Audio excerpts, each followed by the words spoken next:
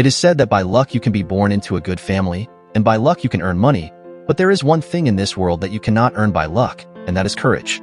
Courage resides within every human being, waiting to be discovered. This story is about that discovery. Movie Flicks presents Rabbit Proof Fence. Our story begins in a village in Western Australia named Jigalong, set in the year 1931. This village is home to a tribe that has faced relentless pressure from white settlers who have been encroaching on their land for the past 100 years. Now, a new law has been enacted, granting white people dominion over the lives of the tribal inhabitants.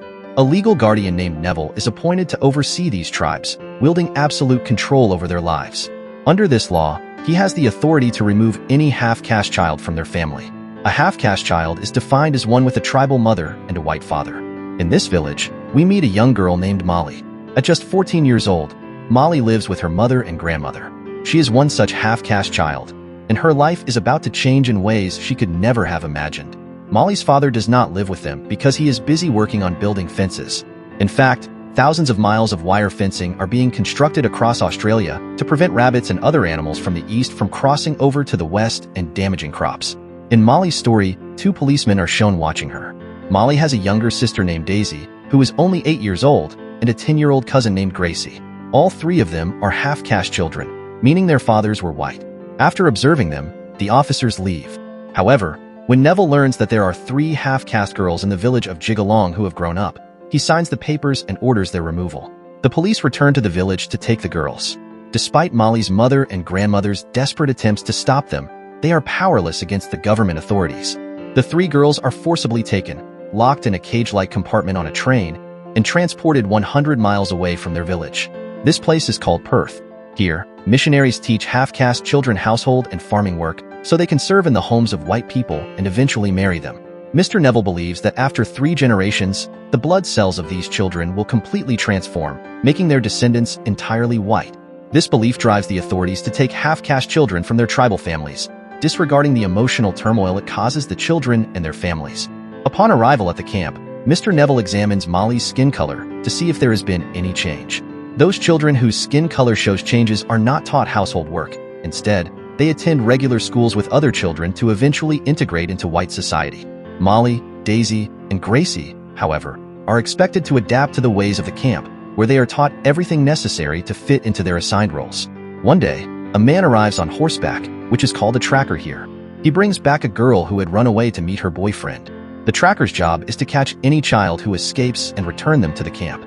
The girl is taken into a small room and beaten severely, while Molly and her sisters watch in horror. After spending a few days at the camp, Molly decides to escape with her sisters. She cannot bear to stay there any longer, and she misses her mother terribly. One morning, while all the children are at church for prayer, Molly seizes the opportunity and runs away with Daisy and Gracie. Though she doesn't have a clear plan, she is determined to reach her home, thousands of kilometers away. Initially, no one at the camp notices their absence. However, at night, during attendance, it becomes apparent that Molly and her sisters are missing. This news is relayed to the tracker, who is adept at tracking runaways.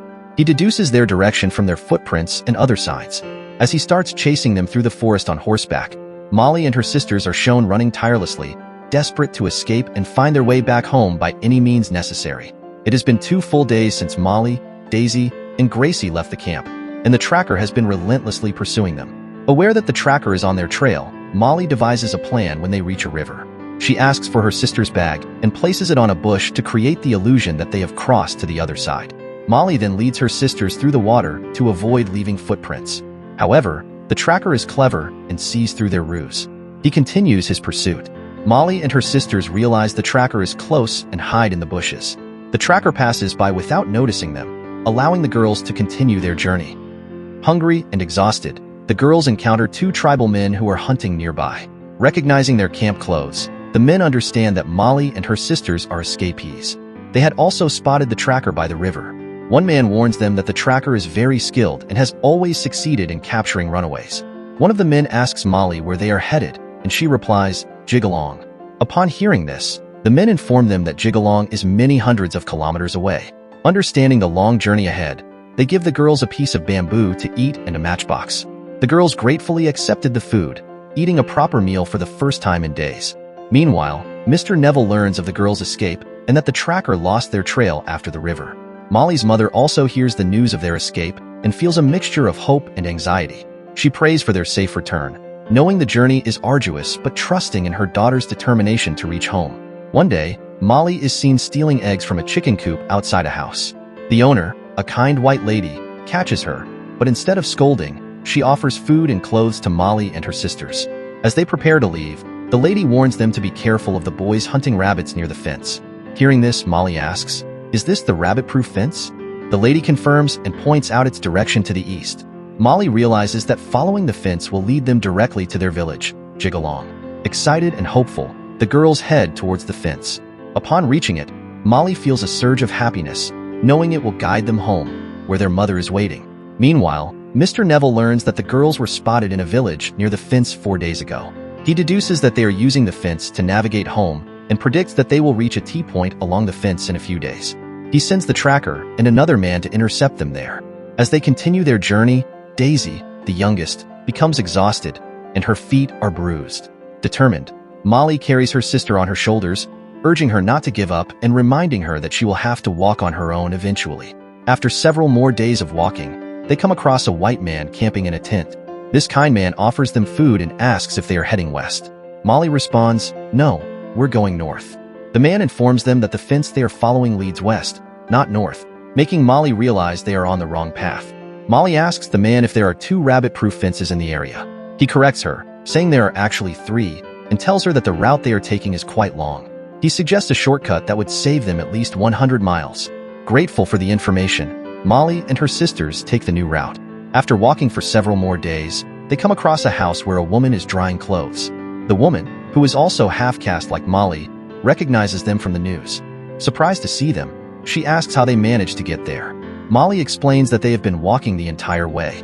Astonished, the woman shares that she was once in the same camp but never had the courage to escape. She tells them they have walked 800 miles, a feat no one has ever achieved. She offers them a place to stay for the night, and they gratefully accept. That night, the woman's white husband returns home. Unaware of the girl's presence, he is startled when he sees them but leaves them alone. Molly considers leaving immediately, but the woman reassures her that her husband will not report them. However, later that night, the sound of a car approaching alarms Molly.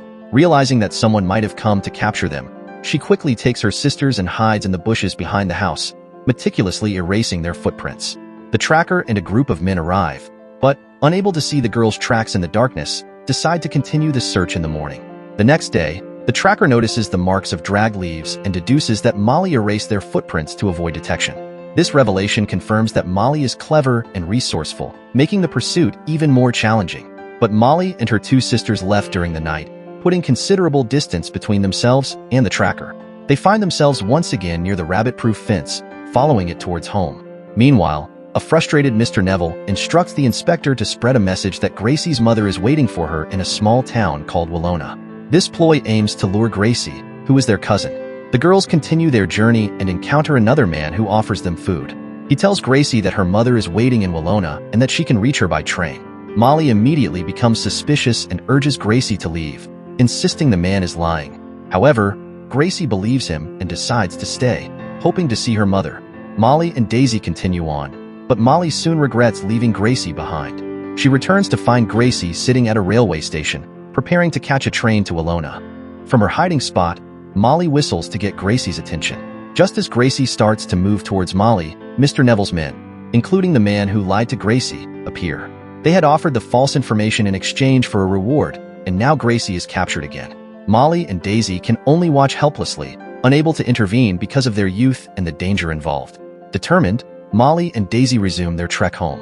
On the other side, Mr. Neville's men have been waiting at a predetermined location for 21 days, expecting the girls to arrive.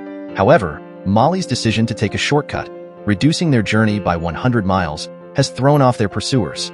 Realizing this, the white man tells the tracker to pack up, indicating they will no longer wait there. Mr. Neville, increasingly frustrated, writes a letter to someone in Jigalong village, instructing them to capture Molly and Daisy upon their arrival and send them back to the camp. Meanwhile, Molly and Daisy, exhausted, hungry, and thirsty, struggle in the scorching summer heat. With all the lakes and ponds dried up, Molly manages to dig water from a dried-up lake, quenching their thirst. However, sheer determination and water alone are not enough. After traveling some distance, Molly collapses from exhaustion, carrying her sister Daisy on her shoulders. They lie unconscious for several hours. In the morning, the sound of an eagle awakens Molly. Remembering her mother's words that the eagle is a spirit bird meant to protect her, Molly feels a renewed sense of courage. She spots the north fence in the distance, knowing it leads to their village, Jigalong. With renewed strength, Molly picks up Daisy and heads towards the north fence. Unbeknownst to the girls, Mr. Neville's men are waiting in Jigalong, ready to capture them. As Molly and Daisy approach their village, Mr. Neville's man senses their arrival and sets out to intercept them. However, Molly's mother and grandmother, armed with a sharp stick, confront the man. Despite his gun, he is intimidated and retreats. As they draw closer, Molly's mother spots her daughters and rushes to embrace them. Daisy, in tears, explains that they couldn't save Gracie, who was captured and taken away. Understanding the danger they still face, Molly's mother and grandmother decide not to stay in Jigalong. They know that if they remain, Mr. Neville's men will inevitably find and capture the girls again. That's why they take their daughters into the jungle to ensure that Neville and his men never reach them. Meanwhile, Neville decides to close the case, citing a lack of funds to continue searching for Molly and Daisy.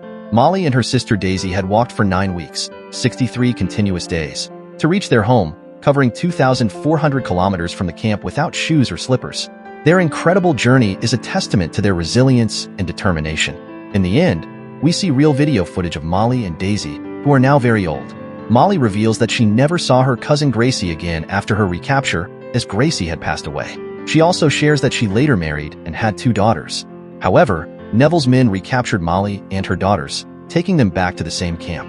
Demonstrating her indomitable spirit, Molly managed to escape the camp again with one of her daughters, covering the 2,400 kilometers back to their village. Unfortunately, Molly's life remained marked by pain and suffering. The daughter she rescued was captured once more, and Molly never saw her again. Now elderly, Molly and Daisy vow never to return to that place.